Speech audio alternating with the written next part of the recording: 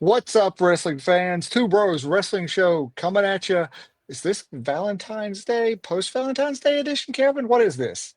We are Valentine's weekend, and There we you go. know we like to be thematic with our main event topics, and so we hope Yeah. everyone had a happy Valentine's Day and are ready to talk um, Valentine's Day wrestling. Maybe a little different than in prior years because we started thinking, what have we done before? We've done an entire show on wrestling weddings and romance and wrestling. And so tonight we're going to talk about that other type of love, not the romantic love, but the love of the business itself, pro wrestling, and how loving pro wrestling as much as we do, and as much as I'm sure anyone watching this also does, how wrestling can consistently break your heart at times.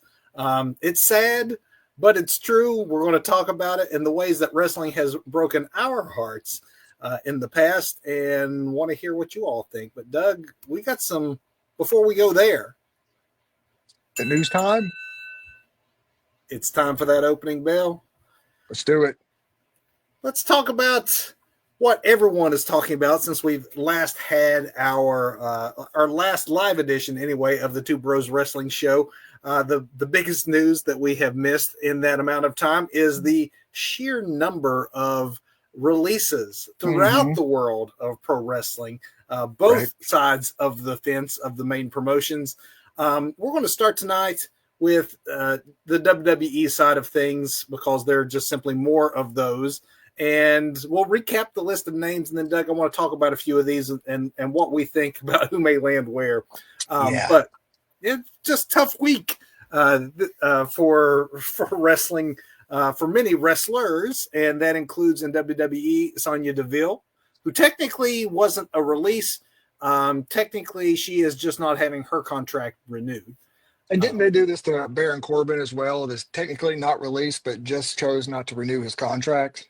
they've used that one a time or two in the Mm-hmm. Triple H era. It seems that they are just as likely to let contracts expire as they are to have flat out releases. But flat out releases were, in fact, given to Blair Davenport, Mm-hmm. Cedric Alexander, Paul Ellering, and the authors of Pain, Isla Dawn, Giovanni Vinci, Luke Gallows, and Carl Anderson. The good brothers are not good Good with brothers. WWE.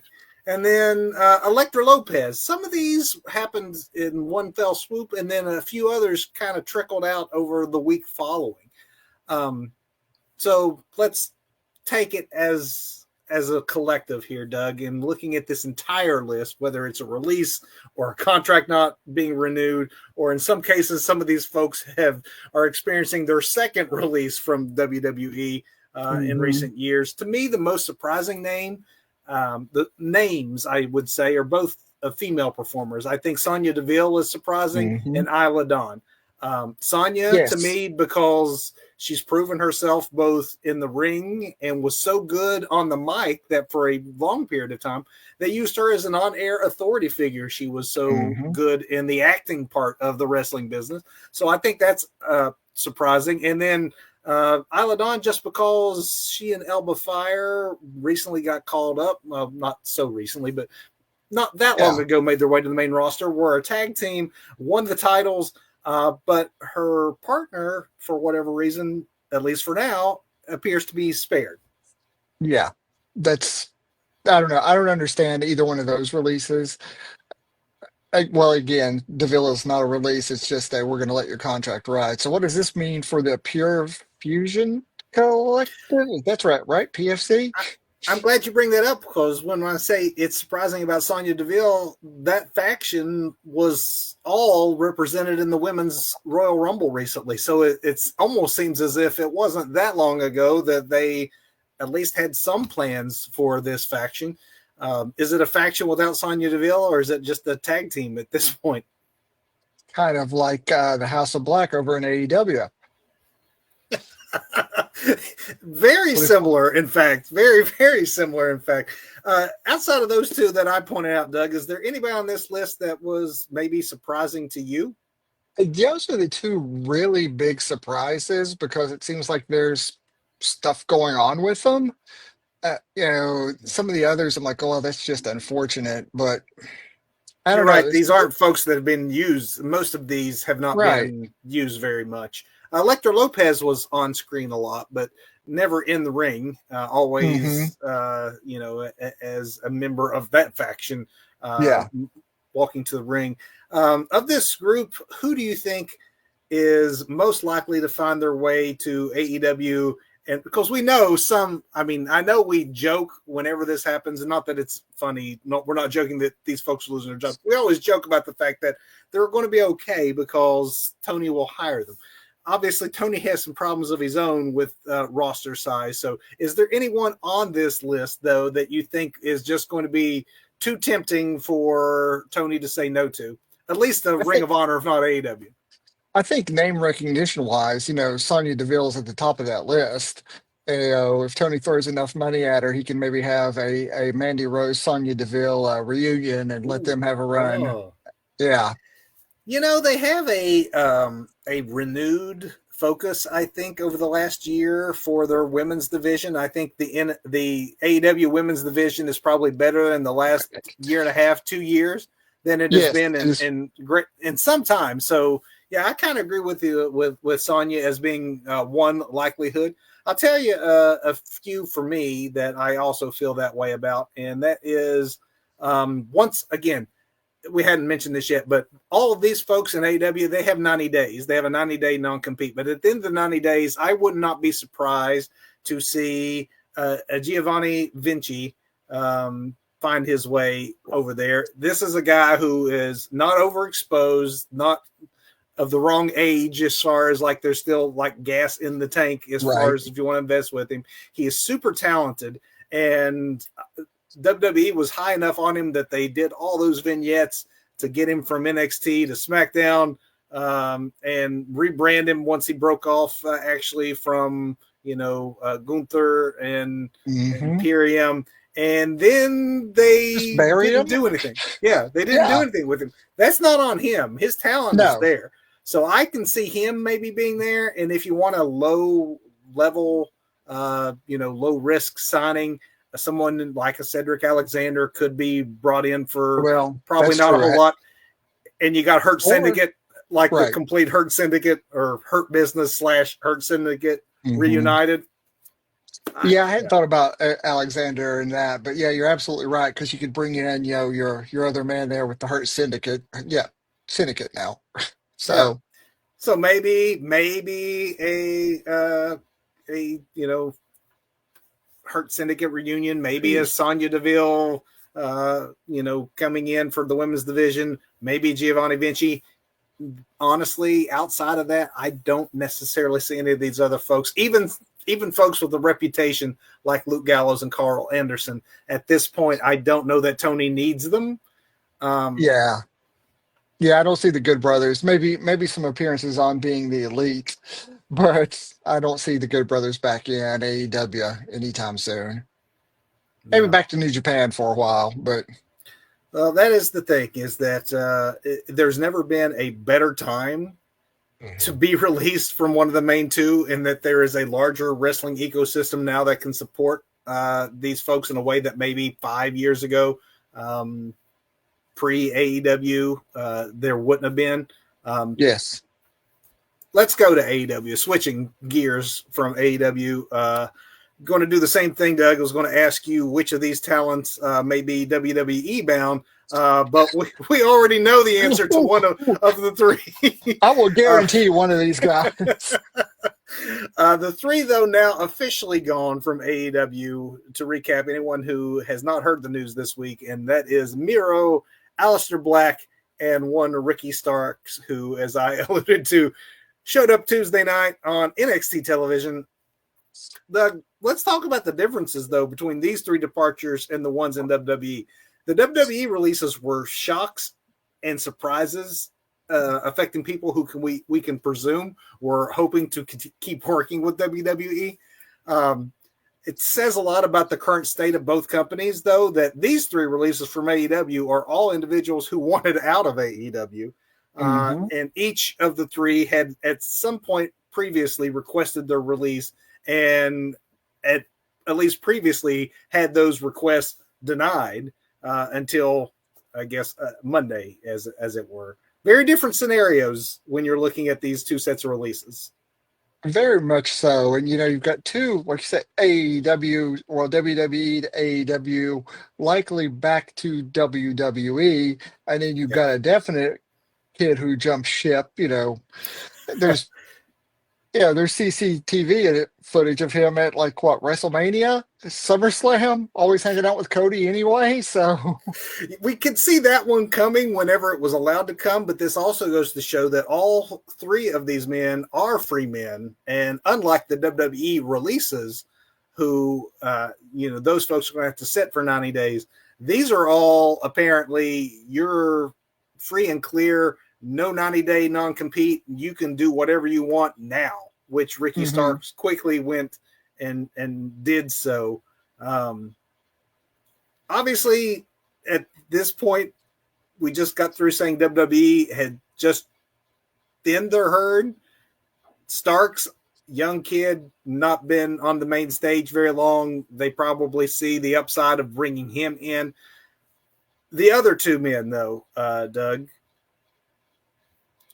do we have room for them and where? I would say Aleister Black, Malachi Black is on his way back in all likelihood. Miro, I'm less certain of. Yeah, and I wonder if we do get Miro back, do we get Miro this time, or do they go with what's known and work it as a Rusev and bring back Rusev Day? I'd say they go back to Rusev because they're going Yeah, to presume that WWE fans, as they don't necessarily watch AEW, and it's not like Miro. I mean, my goodness, he has not been hurt. He has just been sitting for almost 2 years on the shelf just doing next to just like nothing. Ricky, just like the Yeah. little Ricky Starks, just been chilling on the sidelines, waiting for that contract to expire so he could go ahead and jump ship. You agree with me, though, that Alistair reunites with his wife? Because both Yes. Miro and Black would be reunions with WWE. I think that Hmm. Miro, while still young enough and maybe still has some value, I don't know what the current environment in WWE, especially WrestleMania season and things. I don't see that they have anything for him now, but maybe down the road. But that's not a given. I think Black is more a given in time.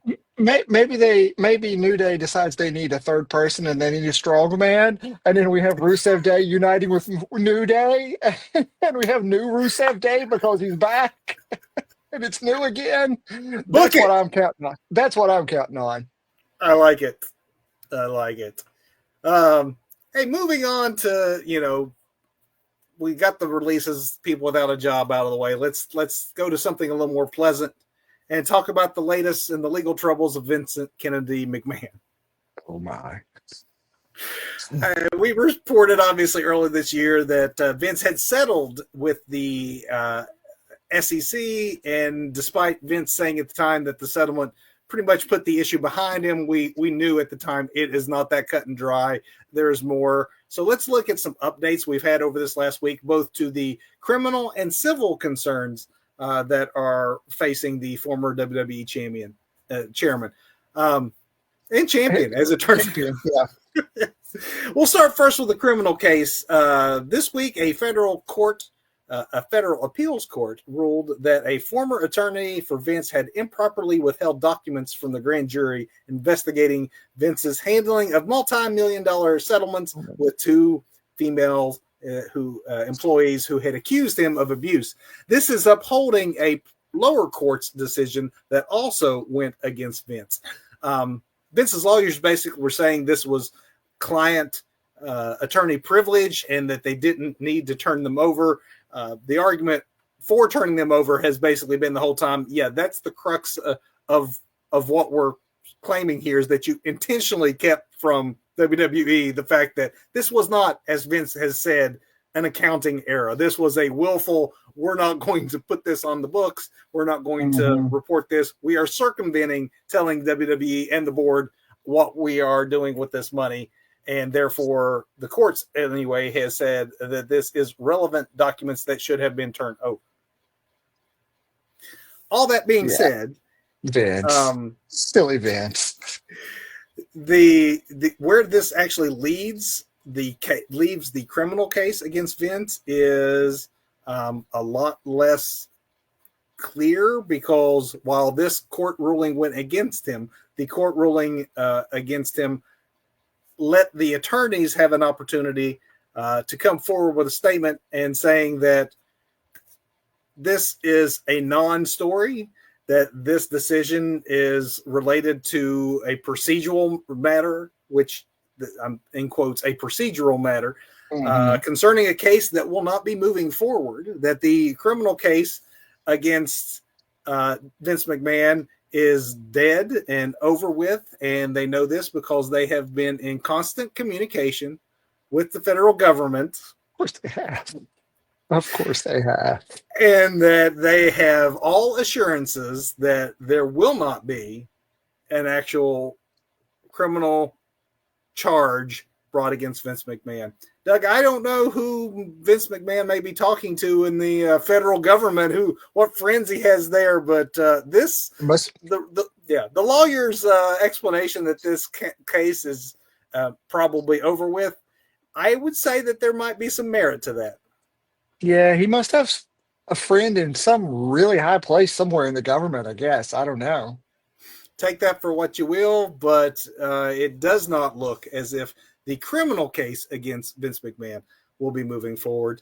We'll turn quickly here to the civil case against Vince, because that is definitely moving forward. On January 31st, in fact, former WWE employee Janelle Grant filed an amendment to her lawsuit against Vince, John Laurinaitis, and WWE, introducing new evidence a year after the case was initially uh, filed, sending a bombshell throughout the wrestling industry and leading to Vince McMahon finally leaving WWE. So even though it's slow moving, now that the criminal trial is apparently maybe dead and gone, this does clear the way for Janelle Grant to continue, and apparently she has introduced new evidence, amended her lawsuit that will go forward. Obviously, we will continue to update you on that case as we know more. And then we'll end, Doug, tonight with the next announcement for the WWE Hall of Fame. We are on the road to WrestleMania after all. We reported last week about Triple H being surprised with his induction by The Undertaker and Shawn Michaels. Well, this week, Triple H got to return the favor and surprise The Hmm. Undertaker and his wife during an appearance they had on ESPN, I believe is what they were on at the time when Triple H Yes. came forward to let the couple know that Michelle McCool will be joining her husband in the WWE Hall of Fame. So congrats to Michelle McCool and the Undertaker as well. I'm sure he's just as happy about this. And Doug, as always, when we get deeper into WrestleMania season, we will be doing an entire episode for the folks on the complete roster of the WWE Hall of Fame once we know all the nominees, and that will include debating the merits of each as well as their best moments and matches. Look forward to that show every year, so everyone stay tuned for that. So is it just me, or maybe you're feeling this way too? Now that there's like Triple H and Michelle McCool are going in the Hall of Fame this year. I mean, we had Heyman last year. Are we getting old?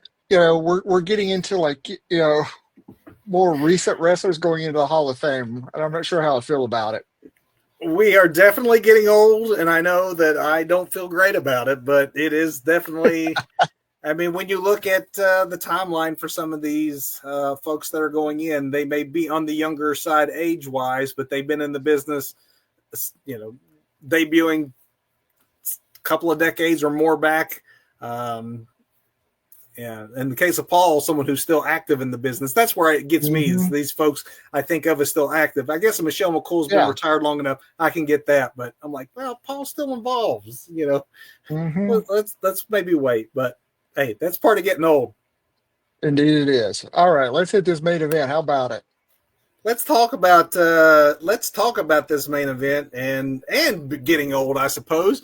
In that, if you've been a wrestling fan as long as Doug and I have, as with any long-term relationship, regardless of what that relationship is, there's going to be times that, daggone it, you're just going to be disappointed, and sometimes consistently disappointed by a relationship. So tonight we thought in the spirit of Thanksgiving, we would look at our own personal relationships with the sports of pro wrestling and talk about the ways in which wrestling maybe has let us down.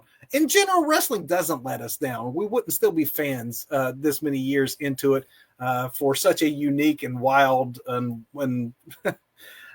in many ways strange business. But gosh darn it, when you love something, you love it despite its faults. So we're going to go back and forth with a few of these. Doug, if you don't mind, I'll Let's start. do it. Maybe Go set the right tone ahead. because And by the way, you meant Valentine's Day, not Thanksgiving, right? did I say Thanksgiving? In the spirit of Thanksgiving, The although spirit of Thanksgiving. we're thankful to have wrestling in our lives. Sure, that works. Uh, you know what happens when you get old? You forget what holiday it is. But yes, it works for I certainly Thanksgiving do. too. We're thankful for wrestling and Valentine's Day and our love of it. But related to just what our top news story was, releases. It's our top news story. Oh, It's the first thing on my list because it's a very recent way of showing how wrestling can break your heart. Um, I am not disparaging anyone here, but I'll just say I am not an Authors of Pain fan. Never really have been. But I guarantee you, somebody out there, maybe somebody even watching this, that is their absolute favorite tag team in the world.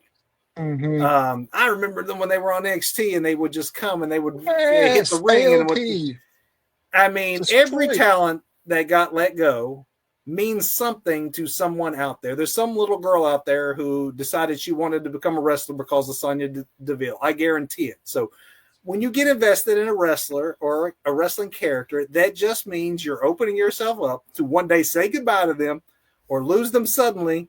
And sometimes in the middle of an angle without resolution, or sometimes they're just let go without any explanation ever given to you, and it comes back to you that way. I guess a silver lining to this one way that wrestling can break your heart is at least these days we hear about it, we report about it, we know these things happen. I remember when I was a kid. Again, we're drawing on all of our decades of experience as wrestling fans here. Sometimes I would tune in on a Saturday and like it was like the switch on Bewitch where like suddenly it's a different dare and I'm like, wait a minute, my favorite Yes. tag team has a new member in it, and no one ever says a word about the guy leaving the territory, why he's gone, why Mm-hmm. the new guy's there. It used to happen a lot. A guy would just leave the territory and they would say nothing about it because of whatever the real reason had been backstage. We didn't have an internet wrestling community. We all didn't get on the internet like this and discuss what had happened. So I guess in some ways releases are a little less heartbreaking in that we can usually find out after the fact what had happened. We know that they have happened, but still, it's heartbreaking when some of your favorites or even just someone in general that you've invested some time in is gone.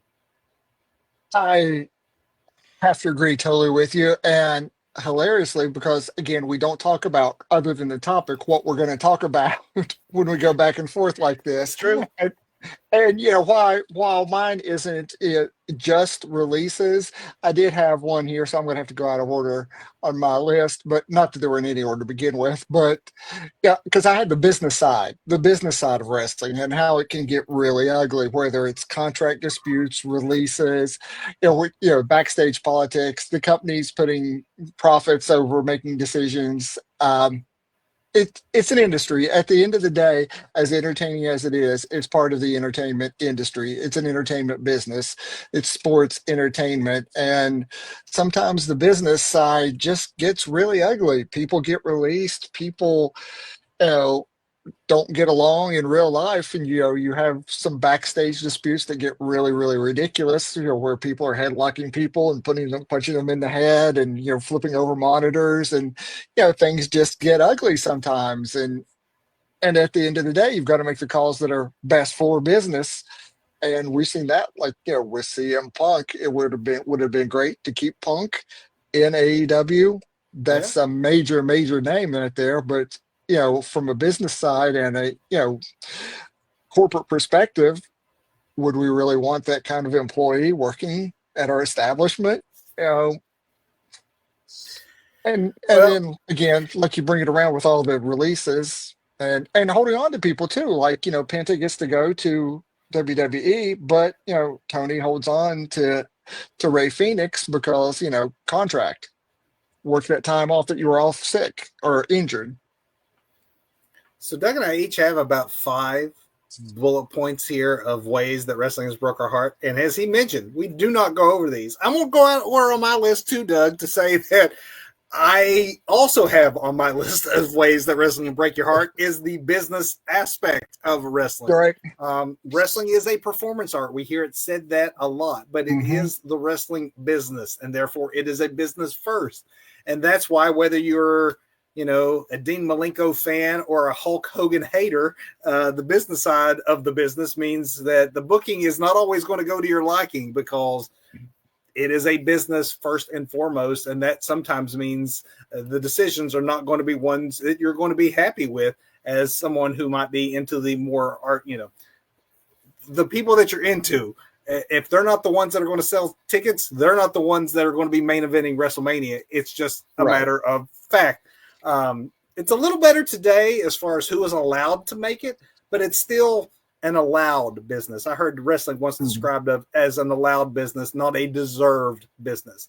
So sometimes Mm-hmm. that means our favorites that are near and dear to our hearts never rise to the main event, while that big merch seller is going to be on top regardless of how bad his or her work is, or regardless about what we feel about them in general. It is a business first and foremost, and businesses are not necessarily your friends. They're not always going to be No. there to give you what you want. They will quite often disappoint you, break your heart.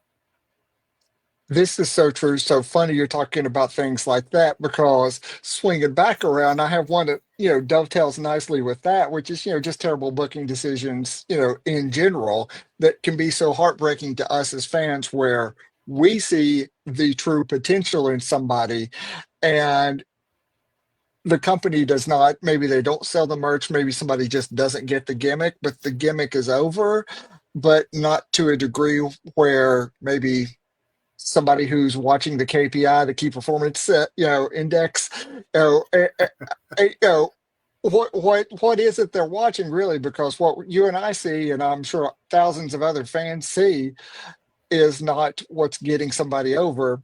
And it's just like the start and stop pushes. Heartbreaking to see those, because again, we're talking about Rusev earlier, Miro. He's had them in both companies, in the Yeah. past. It is one of those heartbreaking things to see one of your favorites, one of these people who you can see is going to get over. They just need that chance. And then you think they're getting it, and then the rug just gets pulled out from underneath you, and it's like, oh nope, more start stop pushes, 50, 50, 50, 50 booking or some nonsense, and then they're forgotten. Or they sit on the shelf for 2 years for Yeah. reasons. For yeah, for non-disclosed reasons. Yeah, I'm gonna take us in a little different direction with my next one. So it doesn't I'm sure. dovetail necessarily so much as our prior parts of our conversation, but this is a very real way that wrestling is breaking my heart in a way that I did not ever think it could, um, but it does on occasion, and that's, I hate to say it, it's burnout. Um, Um, when I was a kid, I spent much of my Saturday watching wrestling. When I traveled and went on vacation or someplace, I would spend the weekend scanning local TV on Saturdays and Sundays, looking for broadcasts of whatever regional territory I was in. I was obsessed with the regional differences in production, color of the ring mat, like the dumb stuff, the camera mhm. angles, the presentation, Yeah. the wrestlers I had read about maybe only in the magazines because I'd subscribed to all the magazines. I was that kind of hardcore obsessed fan. The other 5 or 6 days of the week, I did other things. In the modern age, though, I watch wrestling at least 5 days a week, sometimes 6 or 7. With the internet, I obviously could watch 24/7 any number of promotions. I could see all the colors of ring mats, big and small, promotions from around the world. If you want to just limit yourself to WWE, you would still be tuned in for maybe 5 days a week if there was a Saturday night's main event or a pay-per-view. That would be if you just decided to watch WWE's product.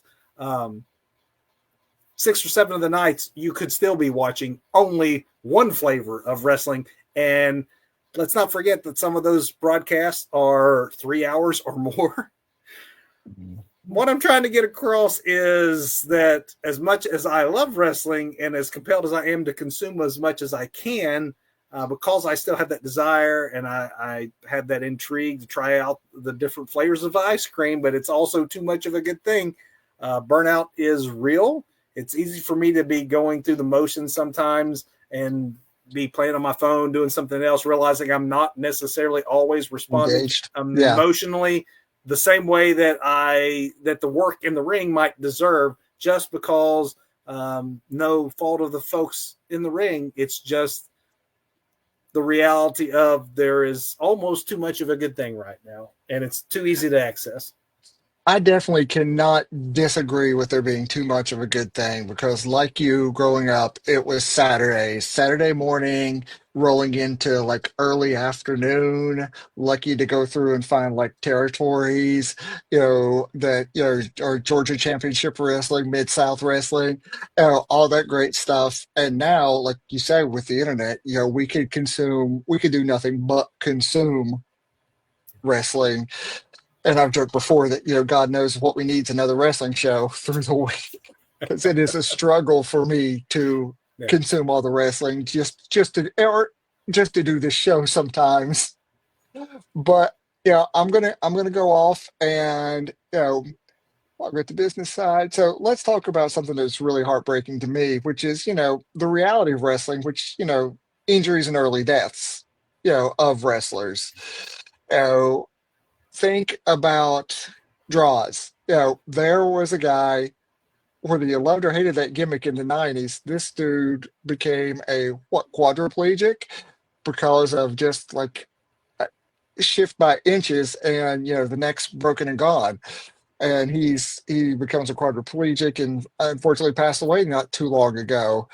And then there's all these wrestling deaths. It seemed like wrestlers were dropping like flies there for a couple of years. All these wrestlers from our younger years of watching who were still considered very young men, but had all these heart related issues, all these other issues that where their bodies were just so worn down, or abuse of performance enhancing drugs, because at the end of the day it's a business, but it's a sports entertainment business. And I do hate that name, but you're weaving sports and story together with athletes, and these athletes have to look a certain way to get over, or at least a lot of them did back in the day. So I can even go as far as talk about Benoit in this category because Well, yeah, the injuries from his multiple concussions over the years. He had what, the brain of a 80-some year 80 old something. man with Yeah. with Alzheimer's when they started looking at his brain. So that is very heartbreaking to know that these men and women put their lives on the line and end up shortening their lives, their careers in some aspects. So I think what's interesting is that the way that, even though we didn't confer in advance, maybe wrestling breaks the long-term wrestling fans' heart. Maybe it's just like any relationship, like you have butterflies, unicorns at the beginning, but over time, Hmm. if you've been in a relationship long enough, there are those trouble spots that will crop up for almost any long-term relationship you have. Maybe it's the same with wrestling, because Doug, we have a lot of these the same, a Well, lot of these the same, imagine but that. Yeah. we have been fans for about an equal number of time and through the same eras of wrestling. And maybe anyone else who's experienced those eras as we have, put in the comments if you're agreeing with this. Maybe wrestling Yeah. is breaking your heart exactly this way.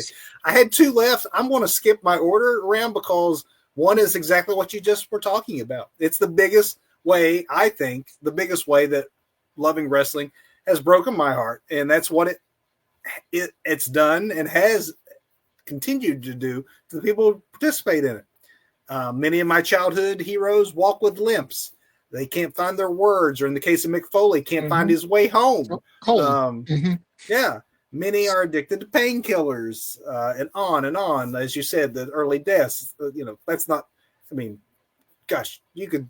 The whole Von Erich clan, for the most part, Oh is yeah. gone. Old school, you go Jay Youngblood is gone, Owen Hart's gone, Eddie Guerrero's gone, Chris Benoit's gone, That's Bray right. Wyatt's gone. Too many, obviously, and countless to list. And amongst those that I did just mention, I mean, that's a mixed bag of drugs, accidents, just weird accidents, Hmm. suicides, just all kinds of different tragedies.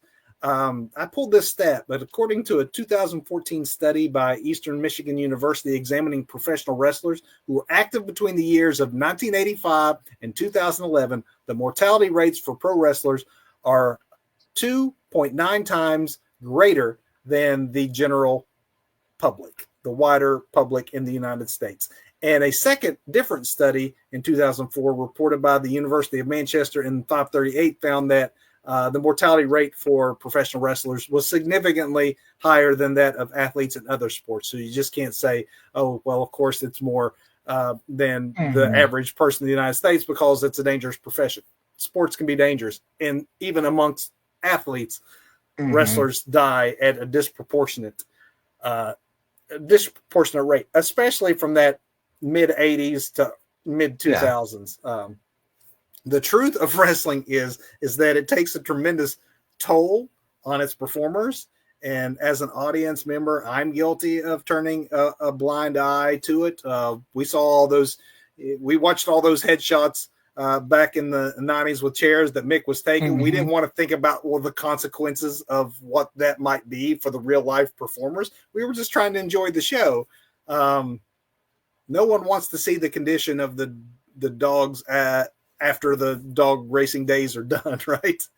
No. It's It, it's where it is. I mean, it's the ugly secret, the ugly open secret that it is one that should break all of your hearts, all of our hearts. There's certainly more protections today than at any time in wrestling history, which is great. The 70s through the early 2000s were tragic for many in the business.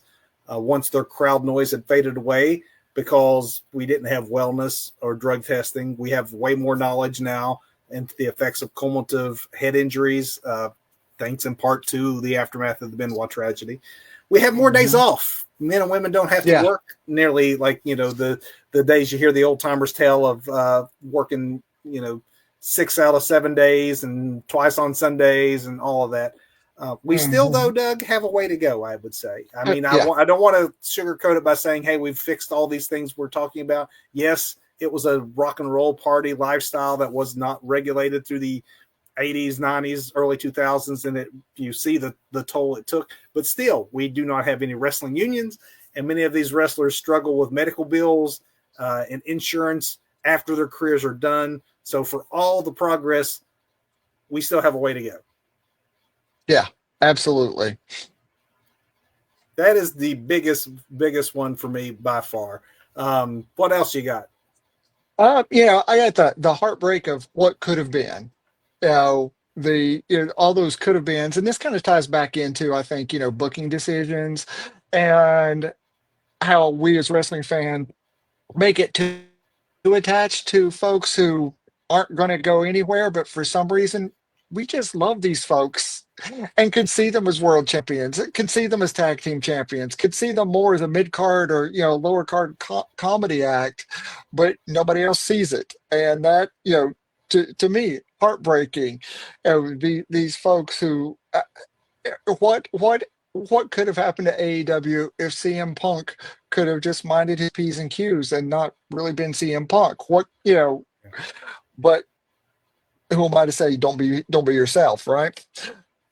Just those what Yeah, could have been. Sami Zayn, I know coming up from NXT when he came to the main card, how we talked about this guy has the potential to be, this white bread baby face. He could be the next John Cena. How could he be anything other than a baby face? We're never going to get that. We're never going to get that Sammy.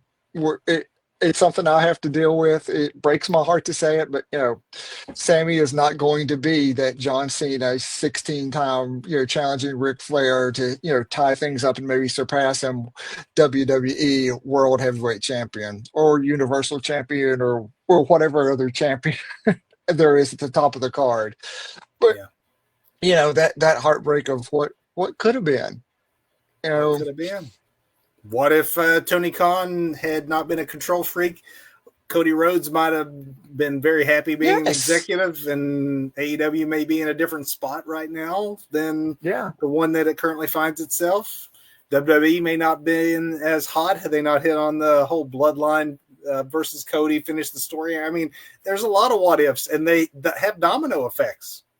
They really do. I mean, it's but it's, for me, I think that that biggest could have what could have been is Sammy though, because coming up through Sammy. NXT and into the main roster, come on, man, they had gold right there. I mean, Sammy is still gold. He's a great underdog, but he's Underdog it'll always be. That's his role, right? yeah, That's his level. it is. And at this point, I think he's, like we've talked before, he and Steen or Kevin Owens are good are good where they are. It's so good for them. It doesn't Yeah. bother them. It should not bother me, but sometimes it It does. sometimes it does. We care a little too much, which is We why for do. my last one, Doug, I originally again was going in the order of I was going to end on my biggie, which is the toll that Mhm. it takes, and the fact that we're all kind of complicit in that. So I'm going to go much lighter instead by saying that the way that wrestling consistently breaks my heart is that even though I'm no longer a kid, it still treats me like one. And that is the juvenile humor that will never be excised from pro wrestling, for better or Mhm. worse. This may be less of a problem with Vince gone, but it's still a problem as his DNA is ingrained so much in modern wrestling around the globe that that frat boy or seventh grade boy bathroom humor that Vince loved is still a low hanging Mhm. fruit that promoters can't seem to keep from Yeah. revisiting from time to time. Also, if it's embarrassing or juvenile or crass, you can just guarantee that it will be the one thing that your wrestling hating friend will see when they're flipping through the channels and come across that thing that they know you love so much, And and then you it'll be the one just thing. end Yeah, it. they will not Yeah. see that 5-star match. They will see the poop joke or Mhm. something that's hard to defend and embarrassing. It's easier but not always easy being a wrestling fan. It used to be always that, like, we have a whole show about the whole fake thing. I mean, it used to be really you had to be a closet wrestling fan. Now you don't have to be, Mhm. but there's still enough people out there who don't get what it is about this business that we love so much, and I guarantee you it's based on all the things that we also don't get why it's part of wrestling, and that is the parts that they see or know or focus Yeah. on. And a lot of that is injected into the DNA of this whole industry years ago by Vince McMahon, trying to appeal to kids, realizing that Vince McMahon himself was an overgrown child with a 12-year-old boy's sense of humor. Right. And it's still there. It's still there in AEW. It's still there in NXT. Even with the promotions doing better, it will always be part of wrestling that will break my heart, especially if I'm trying to tell somebody why I love it and why they should watch it, and they tune in and see poop jokes. We Yeah. hand our detractors a lot of ammunition when we do this, but it's We easy really to do. do it. And I know they're trying to pull in kids, and sometimes they're again taking the low hanging fruit way of doing it. But um, I'll continue to hang in there and hope they do better. But that's it for me. What else you got? So I think I'm going to leap now from the heartbreaking things because it kind of like hinges right up against that, the doorway's locked here. Because, I'm just going to kick open the forbidden door with what you just threw out there and say, Kick it open. one of the things that we do truly love as wrestling fans, or at least myself, is the pure absurdity that is professional wrestling. Not necessarily, that seventh grade, bathroom humor, but just the absurdity of things like the gobbledygooker. More recently, just absurd things like Orange Cassidy, how the guy gets over with the lazy dude gimmick and everything. That's insane, really. I mean, and then you have stuff that still works to this day because you have this undead, wrestler that's been active for what, 30 years and it recently retires. But in you have like the supernatural, you have the comedy, you have the serious rivalries, you have people wrestling over what we've described before as like a necklace of dried chili peppers because we don't know what it is, but that's what it looks like to us. Doink the Clown. They're pretty absurd. But because it's absurd, and this is one of those kind of closeted things that we don't really talk about. We acknowledge that it's silly too, but we kind of love it because we may not be on board with that, 14-year-old bathroom humor. We're still 14-year-olds at heart that really love this nonsense. So, That's hilarious. It's hilarious because just this past weekend, I had my wife enter the room when I was watching Collision, and Harley Cameron was doing a concert, and so now I'm explaining why she actually is really talented and can sing, and how she has the singing career, but she also is a trained ventriloquist who speaks Mandarin, and and that's why the puppet, and that's what I mean. I mhm. turned to my wife and actually said, I love this crazy stuff, because Yes. if you get it, you get it, and it works. And if Uh-huh. you don't get it, there are times that it's not the bathroom humor. It is sometimes just such a bizarre thing to witness that if you don't know what's going on, you never in a million years would be able to figure out why it is going on, Why, and why is this why the happening? crowd Yeah. is reacting to it in such a obvious, not a confused way. The thousands of people there in attendance get it, and you're watching going, what in the world am I even watching?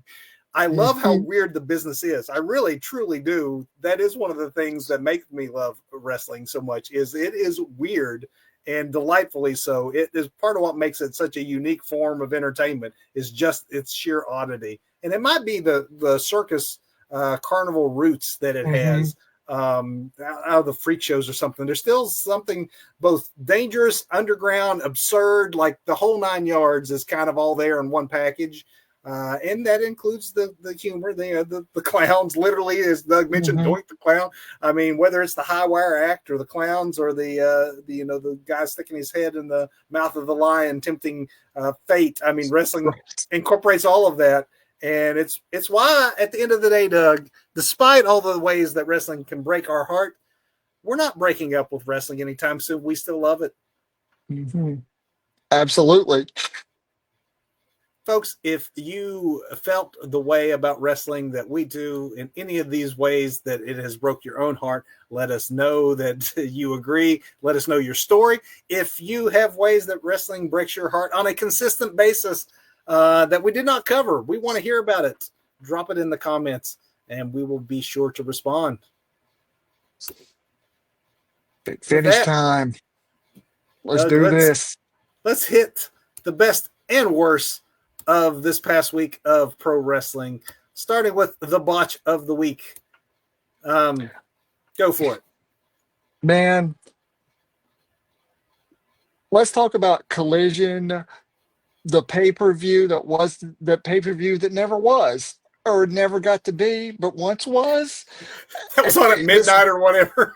that was yeah, this Grand Slam live, not live from Sydney, no, Brisbane, Australia.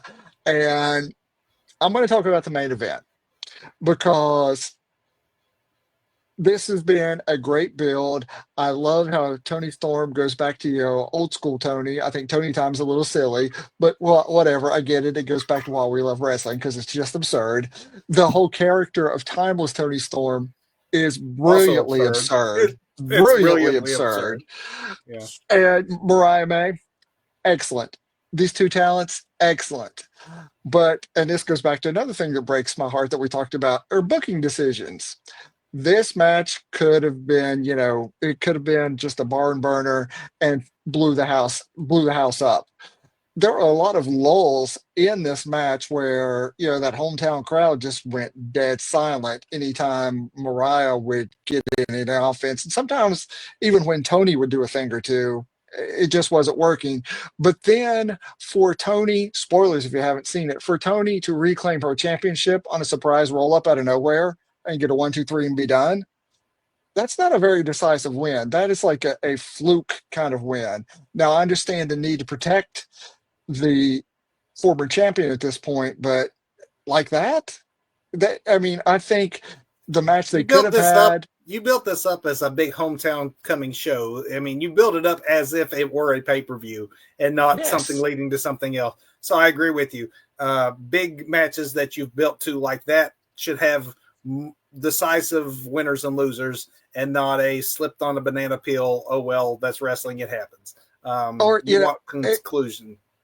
yeah, I mean, like you talk about Harley Cameron, Buddy Matthews also, came up with a big L there. But, Tony got her big W.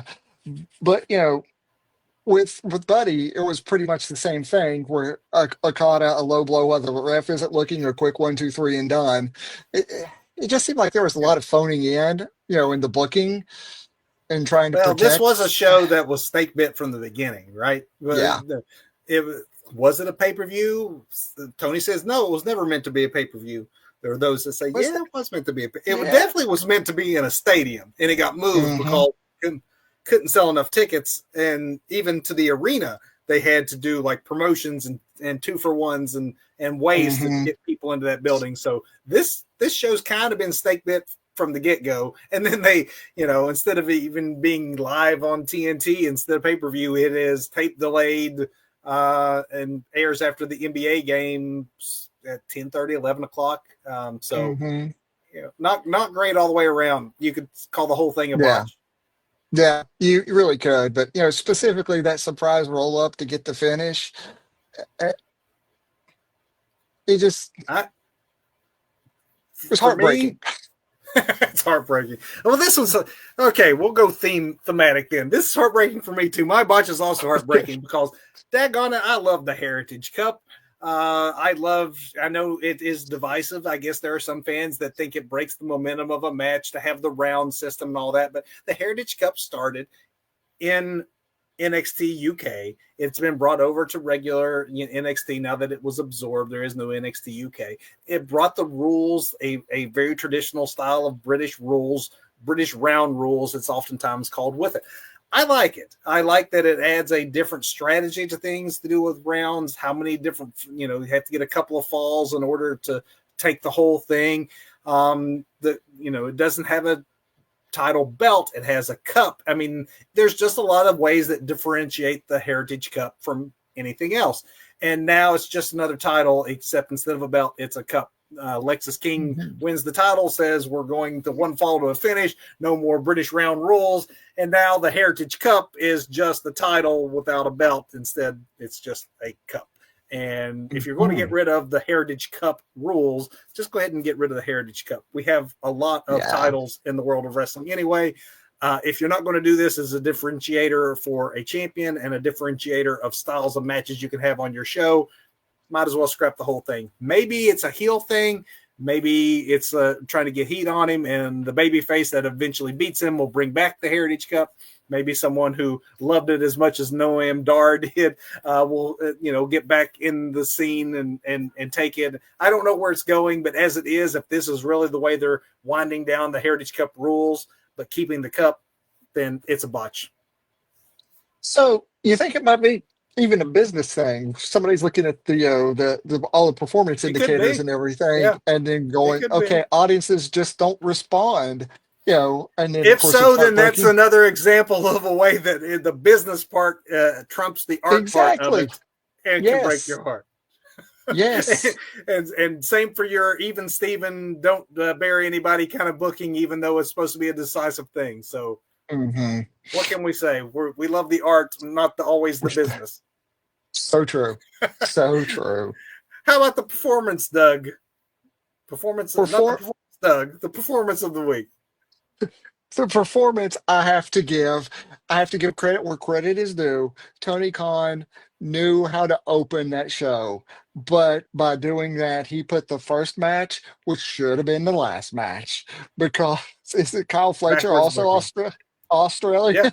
Yeah, totally. Yeah. So, I mean, even though Fletcher, they lost, but that match, great match. Of course, it was a great match. You had, yeah, you had. Kyle Fletcher, the guy's name I always say wrong, but Takeshita. There we go.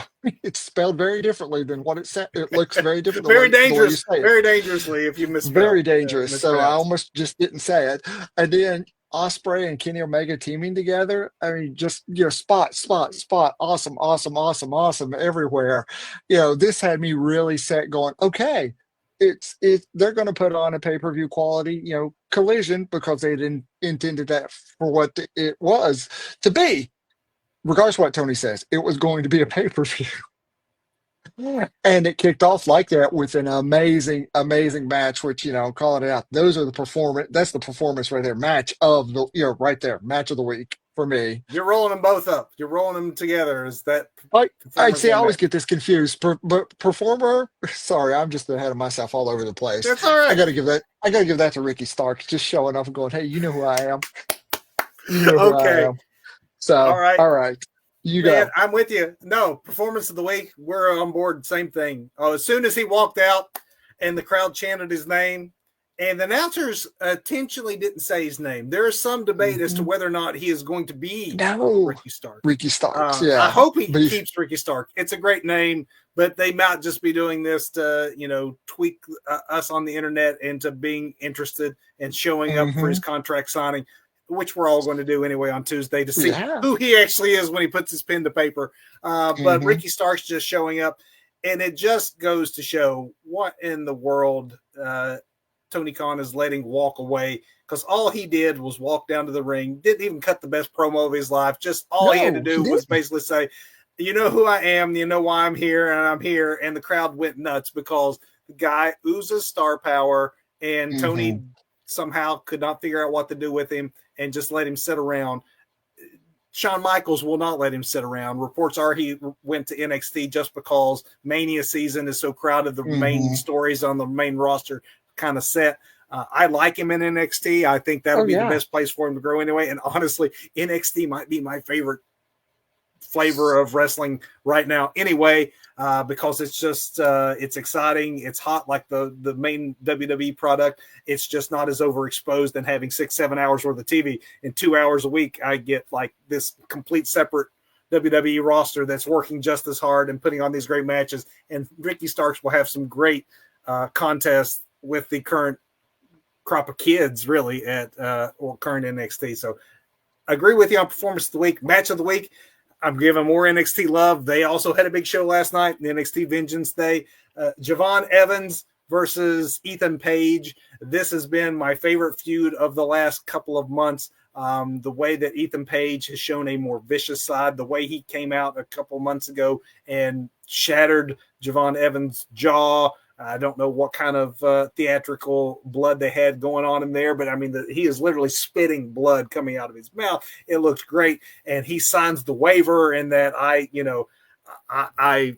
not hold NXT responsible for anything that happens to me. I'm Ooh. willing to risk my career to get back in the ring, and even though I know that doing so could end my wrestling career if it gives me one good punch to the jaw, and then Javon goes out and does what I mean you would do in this blood feud kind of situation, just goes nuts on Ethan Page, has him on the ropes, doing all the high flying stuff that Javon Evans does so well. And then in one of those bouncy ricochets off of the ropes, all it took was one punch to that jaw, and it was a beautiful shot of the mouth guard flying out of his mouth, and that was it. He hit the one spot that he couldn't be hit in, and all the momentum was gone. And 1, 2, 3.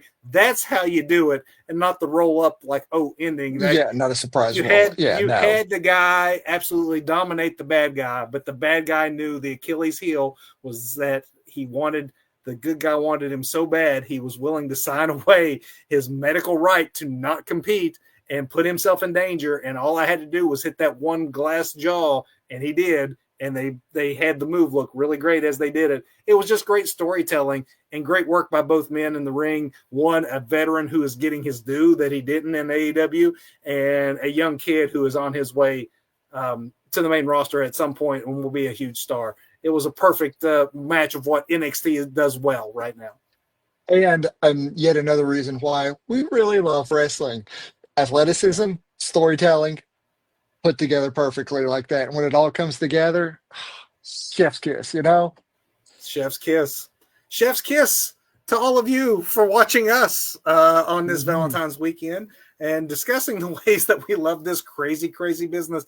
We love it so much, Doug. I think we should do it again next week because can you Let's do believe it. it?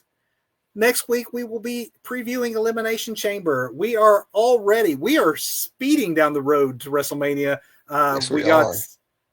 Elimination Chamber preview next week, and then a review the following week, as well as a AEW Revolution preview. Mhm. Doing a twofer there. A lot of going on in the world of wrestling, and hope that you all come along with us for the ride.